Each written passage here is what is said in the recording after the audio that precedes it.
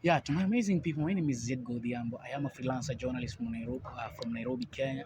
There have been a lot of stories all over the social media concerning, our ladies who work waje maeneo za Gulf, you see.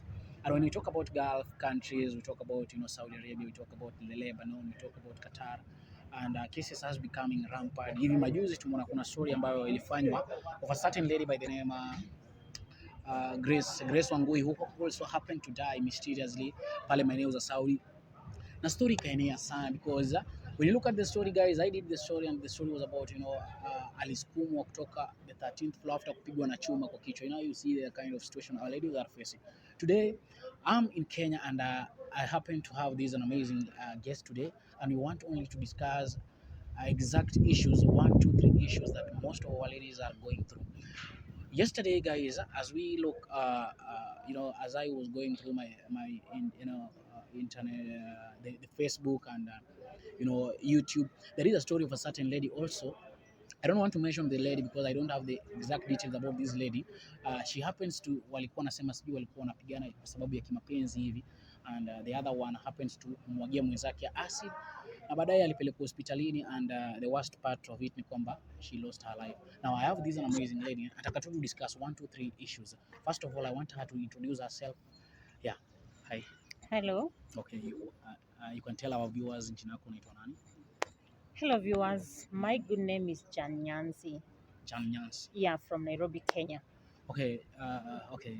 Can you just repeat again because that name is a bit, some of us will not get understand it correctly.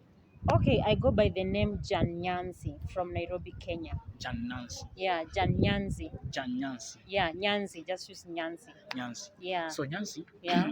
there have been a lot of cases that our ladies are going through when it comes, as they travel to the other side, and most of these complaints are being channeled, but most of these complaints, they are not, they are not worked upon. Yeah, if somebody has a problem, they are not worked upon, and as we can see that most of our ladies ambao saizi, kama kuna hii story ambayo unapata kwamba msichana amemwagiwa acid alafu baadaye akakufa because they are now fighting for a boyfriend. What do you think? How do you think our ladies should conduct themselves when it comes to these kind of acts or behaviors? Okay, on the issue about the kumwagiwa acid because of the boyfriend, I don't think you should ever fight for a man. That is the first thing. If you really love someone and maybe upate huyu mtu ameenda kwa mtu mwingine, that person did not love you in the first place. That's why he left you. So you should just leave him and look for the next person. Yeah, you haufai kumwagia mtu acid just because of someone else. There's so many men in this world. You don't have even to date someone who is in Kenya or in Saudi Arabia. The world is so big. Watu ni wengi. You don't have to fight for a man. Yeah, you should have that dignity of no, you should not fight for any man in this world. No. That was really wrong. I've not heard of that case, but that was really wrong if someone did that. And yeah, it was really wrong. That is what I would say. Yeah. I have a question. Yeah. When we talk about Saudi Arabia, or we talk about the Middle East, Yeah. What comes into your mind? When I talk about Saudi Arabia, I talk about Lebanon or Qatar. What comes into your mind? For me, when you talk about Lebanon, Saudi Arabia, I think of job employment. That is the first thing. Now, still on the other side, I see slavery, which is a bit hidden to the girls who go there. But to me, I've heard of so many cases about girls who go to the Middle East and they are being mistreated, wananyimwa chakula for some weeks, for some months. At the end of the day, mtu anakufa ama tunatumiwa mtu kama ameshahaga. I think before someone leaves Kenya, let's talk about just Kenya because we are right now in Nairobi. You should really do a thorough investigation of where you are going. Na ujue kama kwanza kuna kazi. The first thing mi usikia, like utapata hiyo, utaambiwa kuna job za cleaners, kuna job za kuangalia watu wazee, but when you land there, you are going for a job for a cleaner or for security call, but when you land to maybe to Gulf, that is like Saudi Arabia, unapata, it's a different case. umepata ni kazi ya nyumba, na huko unafanya kazi kwa nyumba kubwa. They live, you know, like the way Muslims live, wanaishi watu kama 10, and then unaambua you are taking care of 2 homes. Unaangalia hii nyumba na unaangalia hii nyumba. That means kazi iko mingi sana in the first place. Yeah, so people should be really alert before they travel. Let them first investigate. Is it a house help job? Is it security job? Or it's something else? Ama pia hakuna kazi. Because pia pale unaweza enda na ukuwe stranded. And then you don't have even to go to Gulf and unaenda kulipwa peanuts. Like you go to Gulf, unatoka Nairobi, you go to Saudi Arabia, unaenda kufanyia like 20k. Think of what if I start a kibanda here in Nairobi, Kenya, and at the end of the day, I can manage to get like 400 Kenyan shillings. That's 12 G's in a month. I think that's more better than going to Gulf and get mistreated. Yeah. There is a case, let me Mm-hmm. just give you an overview of what exactly is happening on the other side. Mm-hmm. There is a case like when I was doing my analysis, I realized that on last last week, but one, Mm-hmm. we received 12 bodies from Saudi Arabia. Mm-hmm. And when I look at the postmortem results, it was indicating that these ladies happened to die at a normal death, which, according to me, I was not satisfied with it. A normal death. Yeah, that is how that is how a postmortem result from Saudi Arabia always read. Mm-hmm. When you go through all these, if anybody dies in any any kind of death, the only thing they will indicate there is that she died a normal death or A he normal died death. a normal death. Yeah. What is your view when on these kind of issues? Like when you look at the postmortem results, and now the family after that they cannot even I do postmortem result because there is no money. You see, now what is your intake when you look at a family is not satisfied with the kind of postmortem result that have come with the body, but they have no other option but just to bury. The first thing the first thing the family is challenged, they don't have money to do that postmortem, so they just have to rely with what they are given from the other side. I don't think people go through normal death. There's a lot of slavery there. People wake up very early in the morning, like you can wake up around 4 a.m. or let's say 5, then you sleep at midnight. Pale kuna kazi.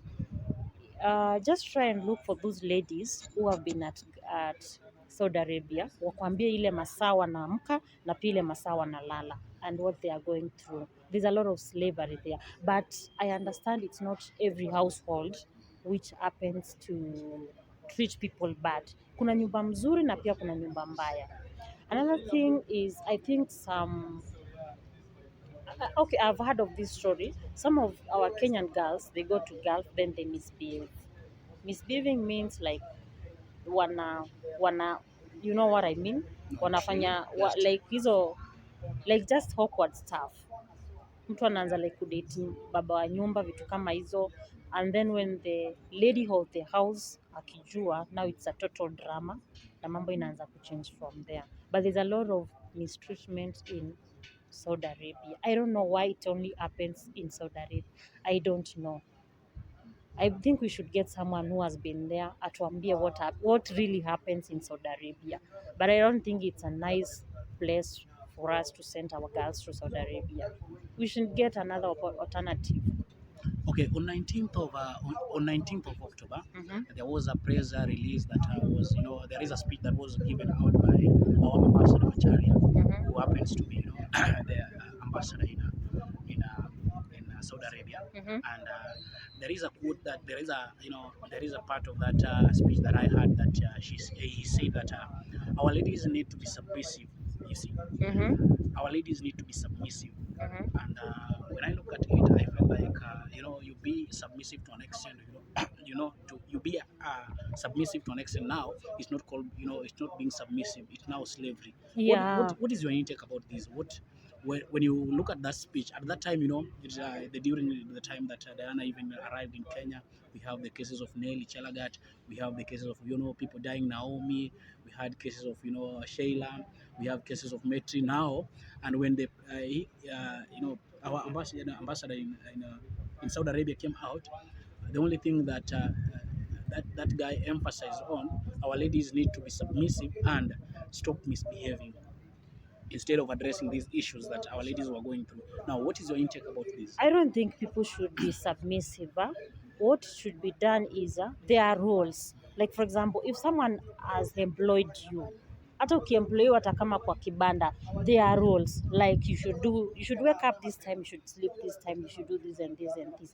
And if you have done your work very well, I don't see any point why you should be submissive. If you're not submissive, I don't think someone should mistreat you. I don't. That was out of order totally. Cause how should you be submissive for what? You are going there to work. You have done your work, and then if you're not submissive now, they turn you to be a slave. Yeah, that is not good. And it was totally wrong because we have received a lot of bodies at JKIA from people who are coming from Saudi Arabia. Wameteswa na mabosi wao, wamenyimwa chakula each and every day mpaka mtu anadhoofika. At the end of the day mtu anakufa, someone anagongwa hata kichwa, anaanza kuumwa na kichwa, at the end of the day wanakufa tu, and then they don't take people to hospital. Another thing people should really check on is these agencies which are taking our girls to Gulf. I think the main thing should start direct from Nairobi. Mbona wanachukua wasichana Nairobi wanawapeleka Saudi Arabia kama hawajawaambia what they are going to do there? Still, we have other agencies in Saudi Arabia. What are they doing about it? I think the both agencies should work on this. The big problem starts from there. And then when the girl is attacked by the boss, when you call the boss anakuambia mimi hakuna kitu naweza kusaidia na. So what do? You just get there, you get mistreated, at the end of the day you die. Then unadampiwa Kenya. Yeah, it was totally out of order. Let me just use that word. No one should mistreat you, even if you are in a foreign country. No one should do that. Okay, when you look at the recruitment agency, another thing we should ask about, you said Masharia, what is he doing concerning the girls in Saudi Arabia? You know, the case should start from the top. What is he doing? What is the agency doing about our girls being treated in Saudi Arabia? What is the agencies in Kenya doing about the girls treated in Saudi Arabia? What is our government doing concerning those girls? Because every day we are receiving bodies at JKIA. Huyu amegongwa, huyu amekufa, huyu amefanya nini? Yeah. Okay, when you look at the recruitment agencies, Mm-hmm. most, not only Saudi Arabia, Mm-hmm. they also take girls, Dubai, Turkey. But when you come to Saudi Arabia, we are receiving bodies from Saudi Arabia. These cases are only reported in Saudi Arabia. Do you think it might be that the embassy in Saudi Arabia is the people who are reluctant when it comes to not protecting our girls, or what is your opinion about this? The first thing I even wanted to mention about the embassy. Our embassy in Saudi Arabia is totally dead. You are doing nothing. You are not protecting your fellow Kenyans. And that is really, really wrong. Yeah, let's start from there. Because I don't see the reasons why I should be in Saudi Arabia and I'm being treated by my boss, and when I go to the embassy, like I just want to return to Kenya, and you cannot help. You have really failed us. Embassy of Saudi Arabia, you are feeling, yani mmetufaili kabisa wa Kenya. Let me just use that word. They have really failed Kenyans. Because now it's now from the embassy, they should get permission, then waende kwa hiyo embassy, from embassy to agency. Then they should settle the matter mpaka ifikie kwa yule bosi, wajue shida ilikuwa wapi. Because at the moment umeenda like kwa agency and then you go to the embassy. At least there's a good chain where you can follow na usaidike. But they're not doing anyone. They're not helping. Yeah. So that is the biggest problem kwanza we have. The embassy in Saudi Arabia. They are just doing nothing. Wanalipo pesa ya bure. Okay, we have a number of ladies Mm-hmm. who went missing. These Mm-hmm. ladies went missing, and most of them, like Lynette, there Mm-hmm. is a case of a certain lady by the name Lynette. Mm-hmm. She happens to, she was missing for almost 3 years, and later on she was found dead. And still, we have a number of ladies like Felista Nyambeki from Mm-hmm. Kisi. Now Mm-hmm. it's 1 year down the line, there is no communication at all at all. What do you think should be done as per these cases of no people going missing, no communication at all is concerned? What do you think? What is the procedure that can be followed, to track these people, as per your view? The first thing, those you said Lynette and Lynette and Felista. Lynette died, and mm, Felista Nyambeki, she's no, there is no communication at all. Nobody knows exactly where she is. the first thing they should know, our wasichana kabla watoke Kenya, they go through agency, si ndio? So the first thing to deal with is the agency. Wale wanajua walipeleka msichana hii nyumba, walimpeleka kwa agency fulani. From here, try to link up with the agency in Saudi Arabia. From the agency from Saudi Arabia, they should link up to the home where they took our girl. Yeah, and then they should be able now from there to follow the matter. Wajue msichana alikufa, msichana alienda hapa, msichana ako huku, msichana amefungiwa. Yeah, just a process. They just have to follow the right channel to get the girl. Yeah, it's not a rocket science, I mean, because huyu ni msichana alienda, ako na documents, ako na papers, so it's very easy for them to trace the girl. Ukienda kwa ile nyumba, watafanya nini uzao, waperuzi, they see what they can. Maybe even the girl is just in the house. Yeah. Yes. Okay. To my amazing people, we had a very wonderful conversation. It's all about the welfare of our ladies working in Saudi Arabia. Not only in Saudi Arabia, but I'm going to talk about the Middle East. We have received a lot of cases about our ladies dying mysteriously. We are tired of receiving casket. Like I told you guys last week, but the number of cases that we received 12 caskets. Only one was for a male person called James. The other people also died. And when I was going through these, it's called the postmortem results on the medical reports, I was not satisfied because nobody can die a normal death. When and most of these families were not able to have that kind of like the capital to facilitate this process of redoing the postmortem so that they can know exactly what happened to their beloved their beloved daughters. Now I had this an option, and I think you can support it if it is good one. Yeah, Mm-hmm. I feel like when these bodies are being brought to Kenya, if somebody died, in Saudi Arabia and the body is being brought to Kenya, I feel like the government now need to take an action whereby now they need to help the family, even though the postmortem results, comes with the body from Saudi Arabia. They also need to, if possible, they do another postmortem result in Kenya so that even the family at large can, be satisfied. And get the closure. Yeah, of what Yeah. exactly happened. Yeah. Yeah. Now, also, I remember the case of this lady by the name Naomi. Naomi also from Kisi. She happens to die, and when we look at the the information that we received from the other side and the embassy in Saudi Arabia, they said that this lady committed suicide. Yeah, and when now the family took the body, because you're not allowed to open the body at Jomo Kenyatta International Airport. You're not allowed to view the body there. Now they went up to Kisi, and now when they were now doing the body viewing, they realized that their daughter was not having one eye now, you see, and they believe that their daughter committed suicide. Now, how was this possible that now this lady was not having one eye? Now you see that the kind of some of things that our government shouldn't do. Yeah. You see, Yeah. she was buried on I think it was on Friday. Yet the family was not satisfied. There was no that closure as they thought of. Guys, our story doesn't So, end. so where did they take one night to? That's That is a question that everybody now was asking. Everybody was asking that question. yeah. Because according to the report that they received from Saudi Arabia, Mm-hmm. and even a photo that was circulating all over the social media, was that this lady committed suicide.